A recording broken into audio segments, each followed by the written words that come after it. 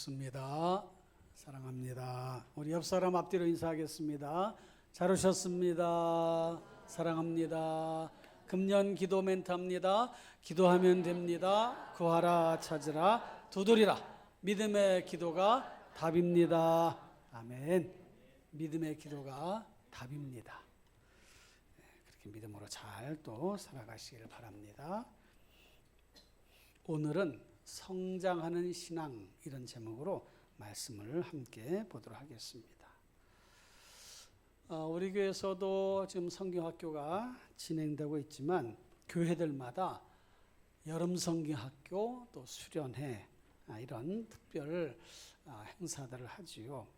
해외에서도 우리 단기 팀들을 파송해서 성경학교를 하거나 또 영성 집회들을 진행을 합니다. 아마도 한국 선교사님도 있는 그런 지역 교회들은 거의 다 하지 않을까 그런 생각이 드는데요. 어떤 곳은 한국교회 선교사님이 계시지 않아도 또 자체적으로 자발적으로 이렇게 성경학교 또는 수련회를 개최하는 것도 있습니다. 이런 여름 성경학교 사역은 꽤 오랜 역사를 가지고 있는데 지금부터 약 160여 년 전인 1866년 미국의 보스턴 제일교회에서 여름방학을 맞아서 어린이들을 대상으로 매일 성경학교를 개최한 그것이 시초로 알려져 있습니다. 20세기 들어서는 1901년 보빌 박사가 개최한 뉴욕 선교회 사역으로 1천여 명의 어린이들 대상으로 5개의 여름 성경학교를 개최하였는데 그 이후로 계속해서 여름 성경학교가 자리 잡아 가게 되었죠. 우리나라는 1922년 정동감리교회에서 최초로 여름 성경학교를 개최하였고 1924년 전국으로 확산이 되었습니다. 1937년에는 945개의 처소에서 학생 7만 5천여 명, 교사 5,200여 명의 그런 여름 사역에 많은 그런 사역에 풍성한 그런 결실들이 있었고 성장한 것을 우리가 볼 수가 있습니다. 그때 한글을 모르는 사람들에게 한글도 가르치기도 하고 성경 말씀도 가르치고 다채로운 프로그램을 했던 거죠. 제 개인적으로도 저도 교육자와 사역을 하면서 그 전부터도 성경학교 수련을 참여했지만 40년쯤 전인가요? 저도 전도사 시절에 또 성경학교를 개최를 하고 아이들에게 말씀을 전하고 선생님들과 함께 강습회도 하고 또 프로그램들을 이렇게 열어서 했던 기억이 납니다. 그 당시에는 또 새벽 기도까지 어린 아이들일지라도 새벽 기도도 해서 아이들의 새벽 일찌감치 또 나가기도 하고 그 이후로도 그런 일들이 계속해서 진행이 되어 왔단 말이에요. 이와 같이 교회학교 여름 사역은 한국교회의 성장 그리고 부흥의 원동력 중에 하나였습니다. 단기간에 집중적으로 말씀을 배우고 훈련하다 보니 거기에서 말씀에 대한 깨달음도 얻고 또 그 다음에 성령 체험도 하고 예수님을 인격적으로 만나기도 하고 그래서 수련회 갔던 그런 청소년들 중에는 예수님을 그때 만났다. 우리 가끔 제자훈련 하면서 언제 예수님을 처음 인격적으로 만났습니까? 그렇게 물어보면 제가 고등학교 때, 중고등학교 때 수련회 가서 그때 예수님을 또 인격적으로 만났습니다. 이렇게 이야기하는 친구들도 많이 있습니다. 그런 분들도 있습니다.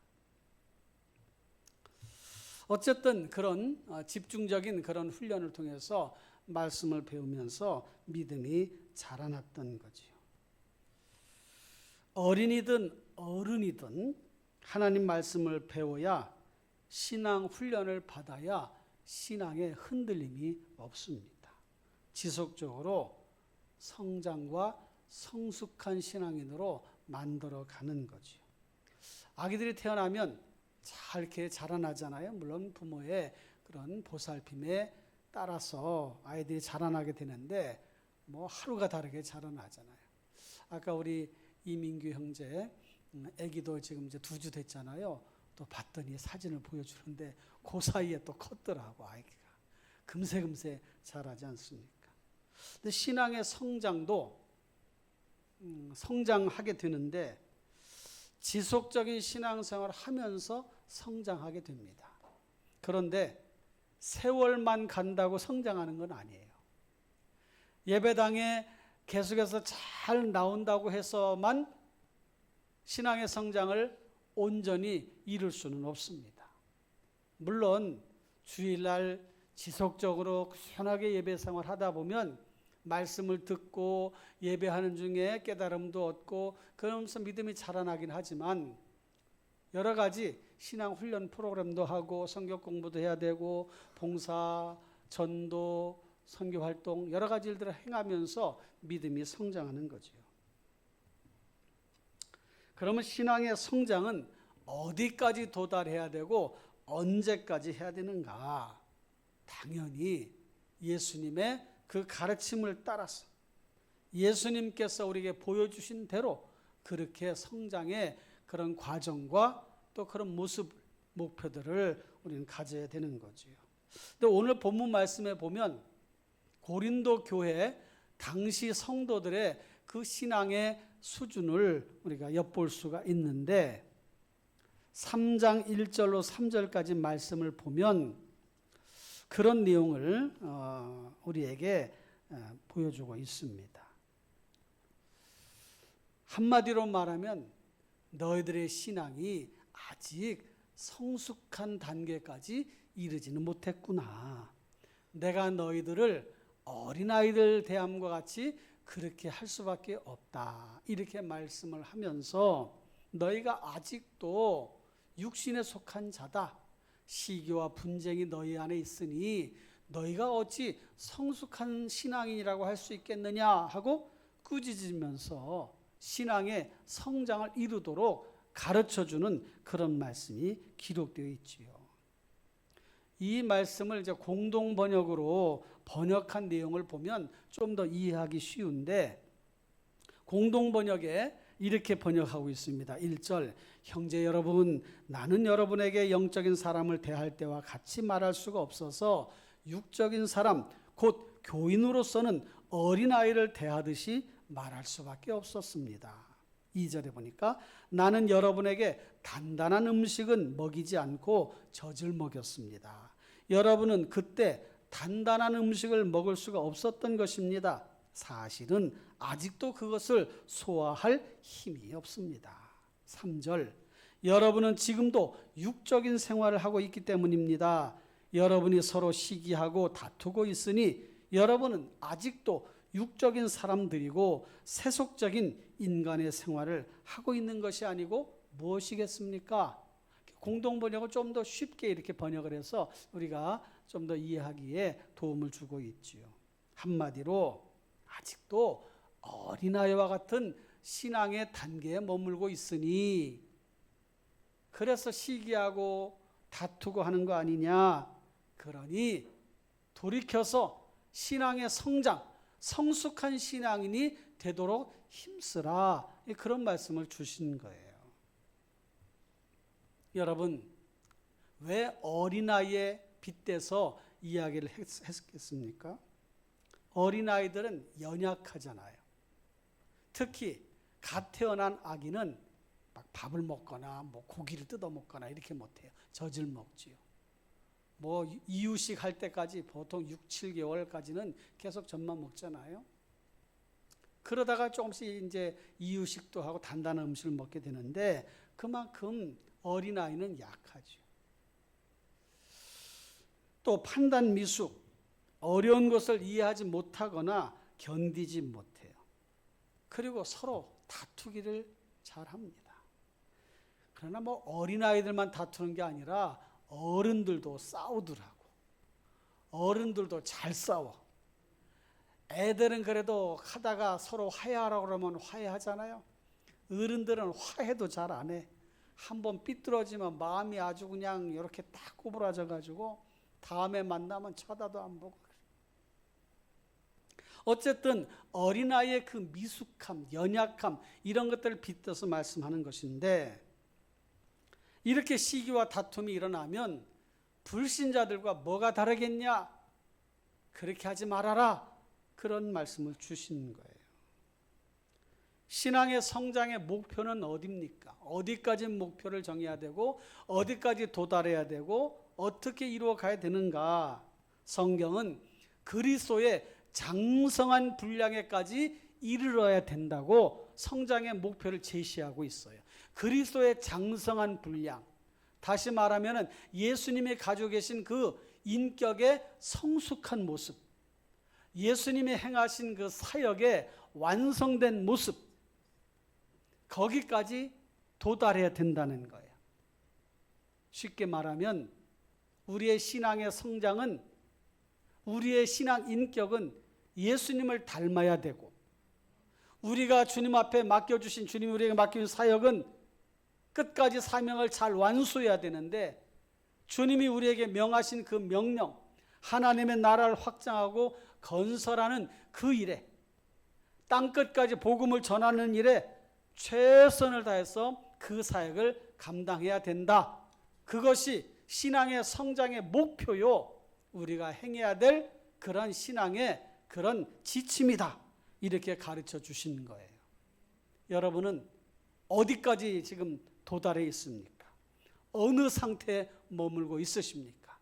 아니면 계속 성장하고 있습니까?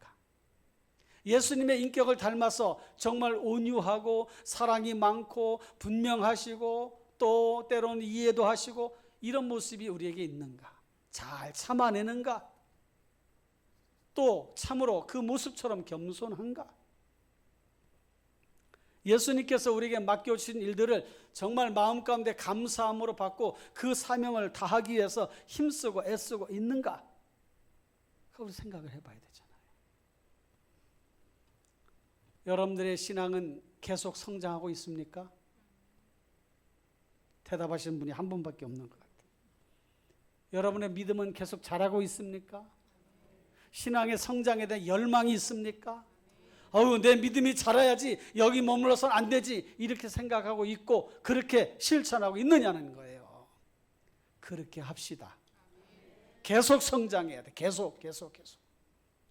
예수님은 우리의 신앙의 성장의 상태를 진단할 수 있는 그런 비유의 말씀을 주셨는데, 씨 뿌리는 비유를 해 주셨어요. 마태복음 13장 18절로 23절까지 씨 뿌리는 비유가 그 말씀인데 한번 보실까요?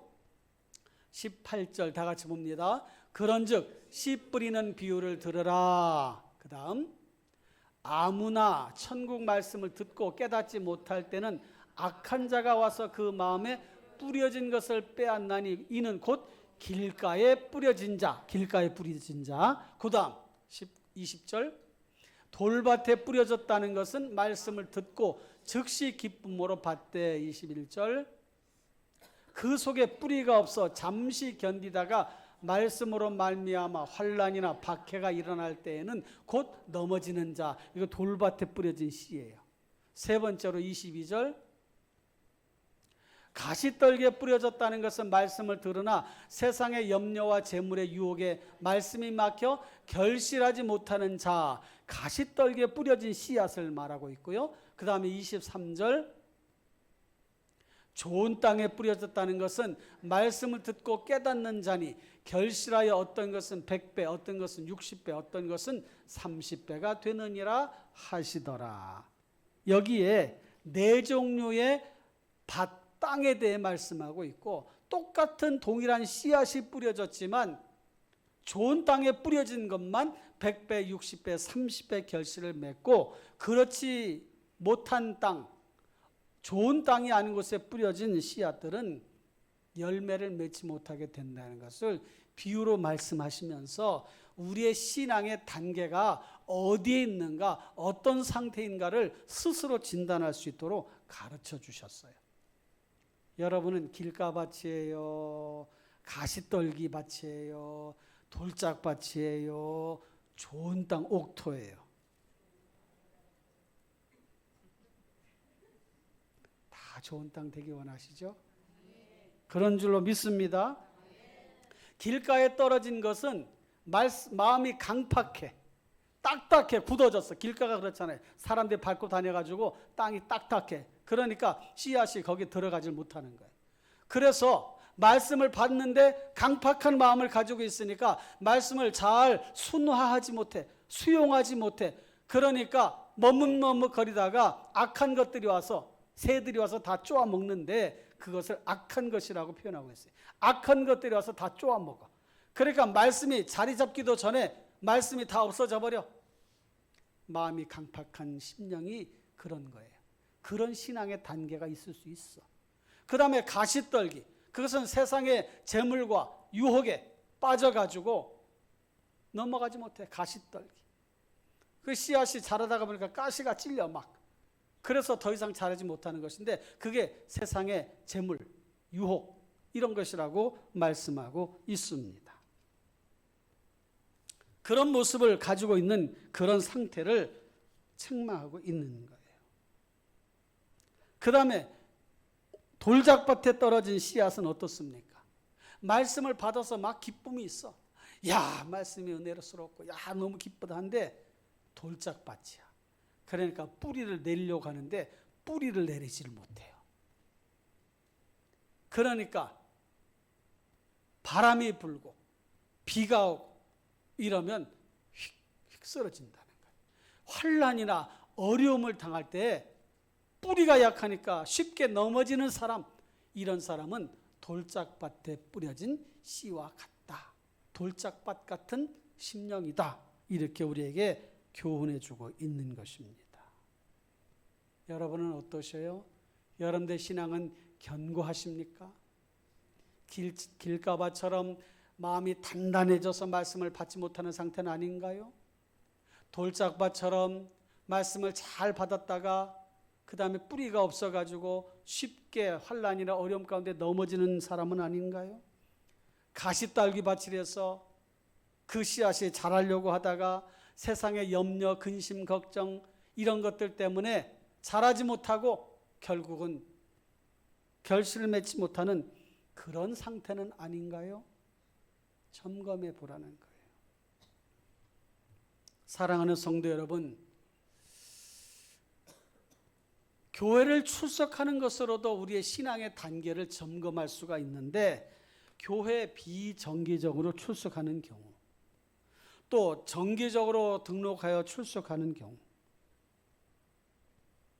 교회 여러 활동에 관심을 보이며 때때로 참석하는 경우, 교회 사역에 잘 참여하여 헌신할 수 있는 상황이 올 때는 선택적으로 그것을 잘 찾아서 헌신하는 경우, 교회 핵심 그룹으로 리더의 역할을 수행하며 전적으로 헌신하되 시간, 물질, 재능을 들임으로 기쁨을 얻는 그런 경우, 이 마지막에 얘기한 단계가 신앙의 성숙한 최종적인 단계라고 할 수 있겠죠. 교회 핵심 그룹, 리더의 역할, 전적인 헌신, 시간도 물질도 재능도 주를 위해 드리는 이런 상태, 이게 성숙한 신앙인, 성장한 신앙인의 모습이란 말이에요. 그런데 마이너스 성장하는 경우도 있습니다. 신앙 성장의 변화가 없어요. 습관적으로 교회를 나가요. 일요일 되면 달력에 빨간 일요일이라고 써 있으니까 나오는 거야. 신앙생활에 기쁨이 없어. 은혜의 체험을 거의 하지 못해. 성장에 대한 열망이 없어. 간혹 신앙생활의 회의를 느껴. 교회 사역에 헌신하도록 요청받을 때는 거부감을 느껴. 결국 은혜의 자리에서 이탈하게 됩니다. 이거 마이너스 성장하는 거예요. 여러분, 절대로 이런 신앙 성장의 마이너스 성장이 여러분의 신앙생활에는 절대 틈타지 못하도록 견고하게 잘 지키시고 자기 스스로를 돌아보시고 계속 성장해 가시기를 주님의 이름으로 축원합니다. 신앙 성장은 결국 신앙 성숙으로 이어져요. 성숙한 신앙이 된다는 거죠. 고린도 교회가 미숙한 어린아이와 같은 신앙을 보였던 그 결정적인 증거는 시기와 분쟁, 다툼이 있었기 때문이에요. 시기는 다른 사람이 잘 되는 것을 배합하는 거예요. 어이구, 왜 이렇게 저 사람만 잘 되지? 같은 성도인데도 불구하고 어떤 성도가 잘 되어지는 모습을 보고 시기하는, 질투하는 마음을 가지고 있다면 이건 어린아이와 같은 신앙이라는 거예요. 우리 교회는 그런 분이 한 분도 없습니다. 아멘을 안 하는 것이요. 우리 교회는 그런 분이 한 분도 없을 줄로 믿어요. 네, 다 누가 잘 되면 축하해주고 축복해주고 실제 그래요. 다 잘 됐다고 해요. 아유 축하한다 그러고 다 이렇게. 뿐만 아니라 다툼이 일어나는 그런 교회는 미숙한 교회인데 그 원인이 뭡니까? 자기를 드러내는 거예요. 자기 욕심이 앞세우는 거예요. 자기 자랑이 마음 가운데 가득가득 채워졌어. 주님을 드러내지 않고 자기를 드러내. 그러다 보니까 어떤 갈등 상황이 오면 막 싸우는 거예요. 싸워. 사실은 사도 바울도 바나바와 대판 싸웠어. 심하게 싸웠다고 성경은 말씀합니다. 그렇게 영성이 풍성하고 강한 그런 사도 바울이 어찌 싸웠나. 선교사에게 방법 때문에 견해가 달라서 싸웠던 거예요. 그런데 나중에 화해를 하긴 했지요. 그러니까 우리의 신앙생활을 할 때도 이런 상황이 벌어질 수가 있어요. 그럴 때에 갈등이 일어날 때에 조정을 잘해야 되죠. 미숙하면 미숙한 방법으로 풀어가려고 해. 성숙하면 성숙한 방법으로 풀어가려고 해요. 아이고 내가 잘못했어요. 내가 판단을 잘못했네요. 내가 실수했네요. 내 생각이 짧았네요. 이러면서 풀어간단 말이에요. 우리 한번 이렇게 만들어 가봅시다. 이렇게 합시다. 이렇게 하는 게 더 좋겠습니다. 이러면서 풀어간단 말이에요. 그게 신앙의 성숙한 그런 모습 아니겠습니까? 사랑하는 성도 여러분, 오늘 말씀을 마음 가운데 잘 기억하시고 나는 성숙한 신앙인인가? 성장하는 신앙인인가? 점검을 해보시기를 바랍니다.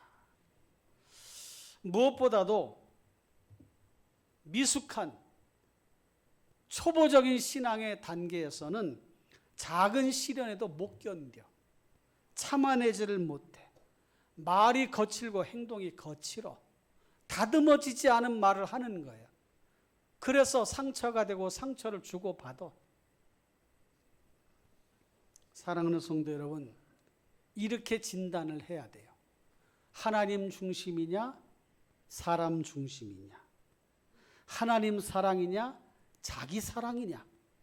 이게 신앙의 성숙도를 측정할 수 있는 기준입니다. 사랑하는 성도 여러분, 우리의 삶이 하나님 중심의 삶으로 전환돼야 돼. 하나님 중심의 삶으로 바뀌어져야 돼. 하나님 중심의 신앙은 예배가 최우선이에요. 예배가 최우선. 그 사람 신앙이 좋다라고 하는 것은 예배를 최우선으로 하는 모습을 보일 때 신앙이 좋다라고 말할 수 있는 거예요. 뿐만 아니라 기도가 최선이야. 어떤 일을 만나면 기도부터 해. 어려운 일이든 좋은 일이든 굳은 일이든 슬픈 일이든 괴로운 일이든 기도부터 하는 거예요. 하나님, 이 상황이 어떤 상황인지 저로 하여금 깨닫게 해주시고 이겨내게 해주시고 감사하게 해주시고 견뎌내게 해주시고 더 신앙이 성장할 수 있도록 인도해 주십시오. 이게 기준이 되는 거예요. 여러분 어떻습니까? 어려운 일을 만나면 기도부터 해요? 어려운 그걸 해결하려고 먼저 생각을 해요? 어때요? 여러분들 예배가 최우선입니까? 차선입니까?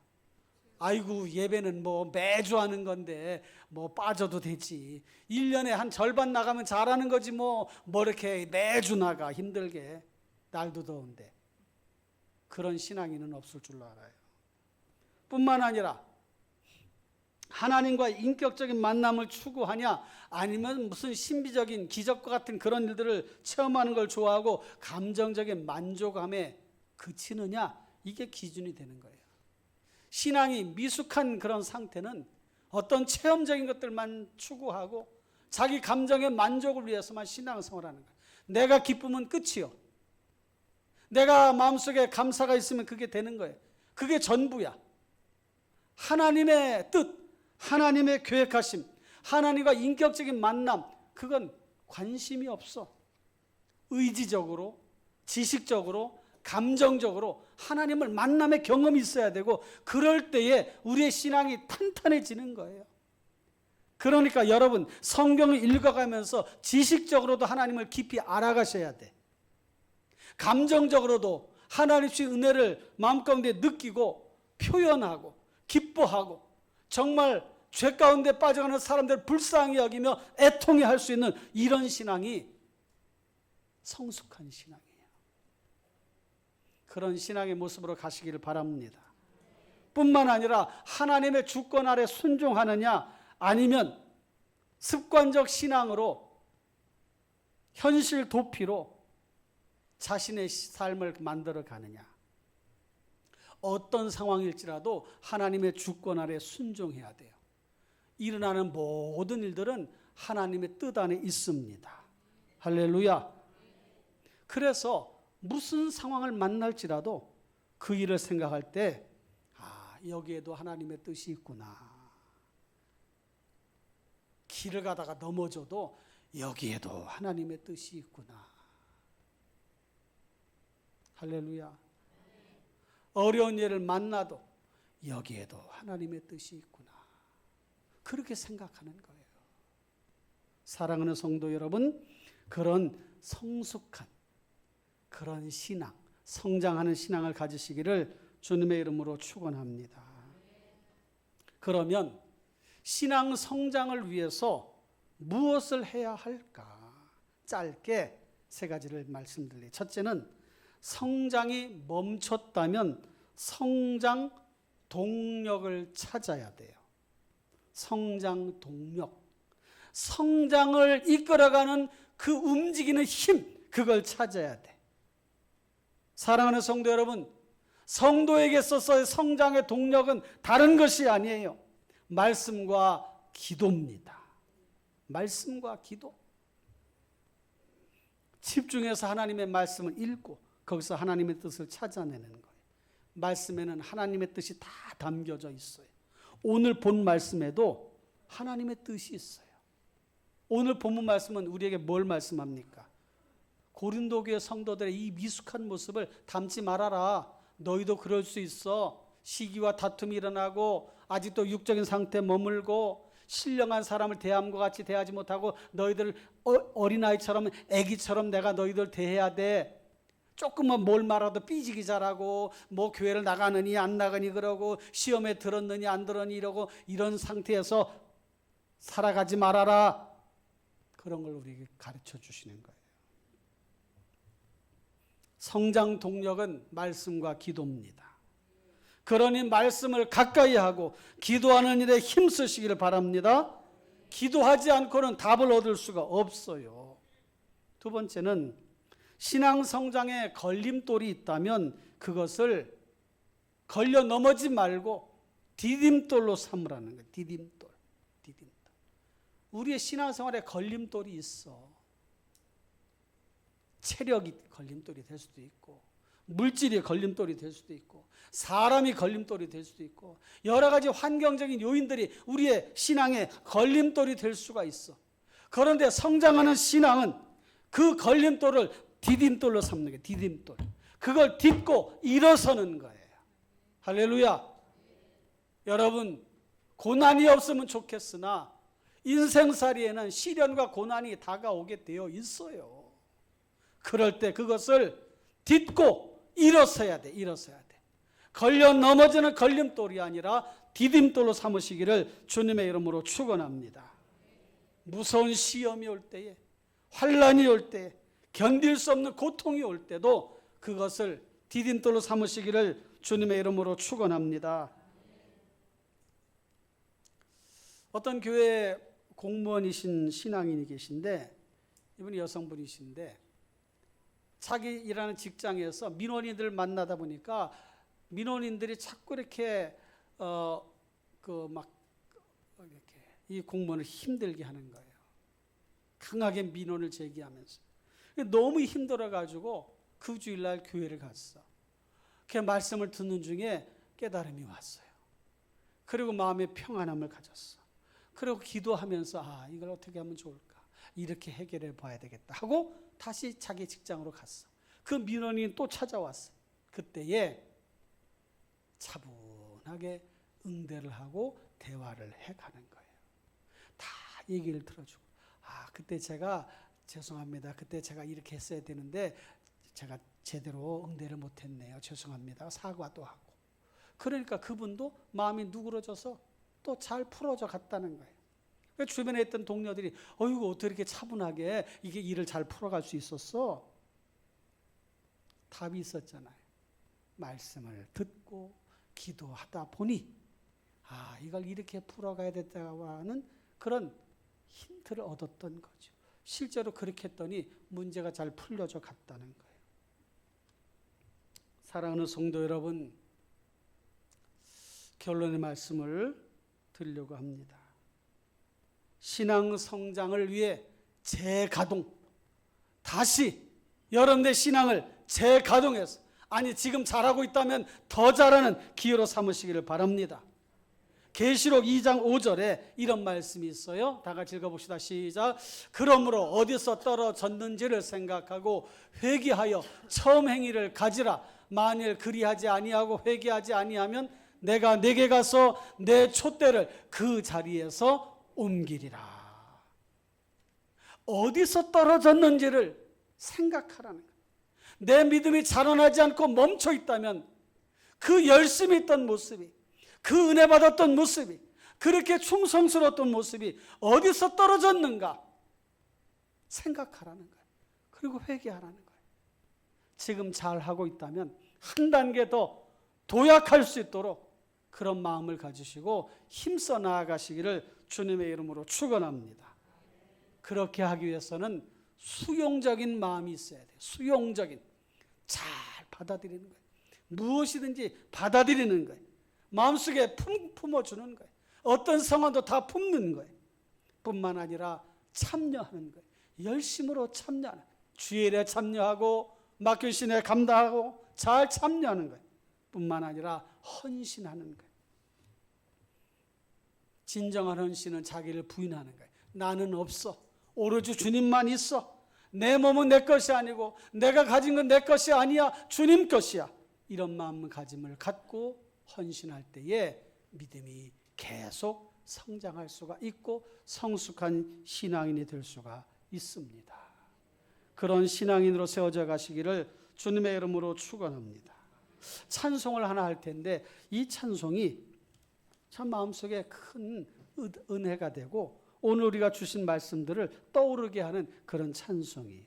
같이 한번 불러보겠습니다. 주님 것을 내 것이라.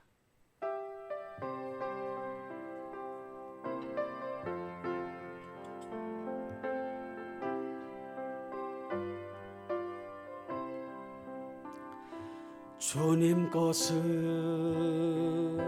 내 것이라고 고집하며 살아왔네. 금은보화 자녀들까지 주님 것을 내 것이라. 아버지여 철없는 종을 용서하여 주옵소서. 맡긴 사명 맡긴 재물을 주를 위해 쓰렵니다. 천하니 몸 내 것이라고 주의 이름 멀리 했네. 주신이도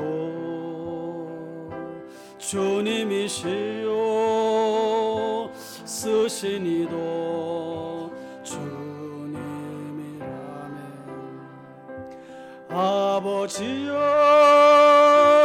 불중한 종을 용서하여 주옵소서.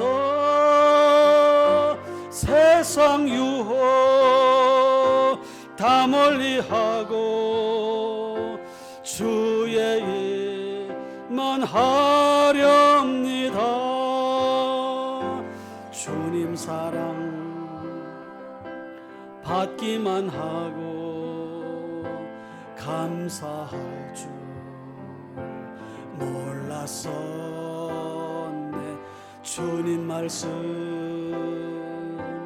듣기만 하고 실행하지 못했으면 아버지여 연약한 종을 용서하여 주옵소서. 주님 명령 순종하면서 주를 위해 살렵니다. 아멘. 신앙생활 하다 보면 매너리즘에 빠질 때가 있어요. 예전에 받았던 은혜가 추억거리가 되고, 아, 그때 은혜 받았었지, 그때 잘했었지. 지금은 어떻습니까? 지금 잘하고 있습니까? 성장하고 있습니까? 성숙한 신앙인으로 세워져 가고 있습니까? 우리 여기 계신 분 중에 잘하시는 분도 있고 이미 성숙한 신앙인으로 잘 하나님 앞에 쓰임받도 있고 아직 신앙이 더 성장해야 될 분도 분명히 있을 거예요. 계속 성장하도록 기도하시고 성숙한 신앙인, 주님이 기뻐하시는 믿음의 사람으로 만들어져 가도록 힘쓰시고 애쓰시고 그렇게 나아가실 바랍니다.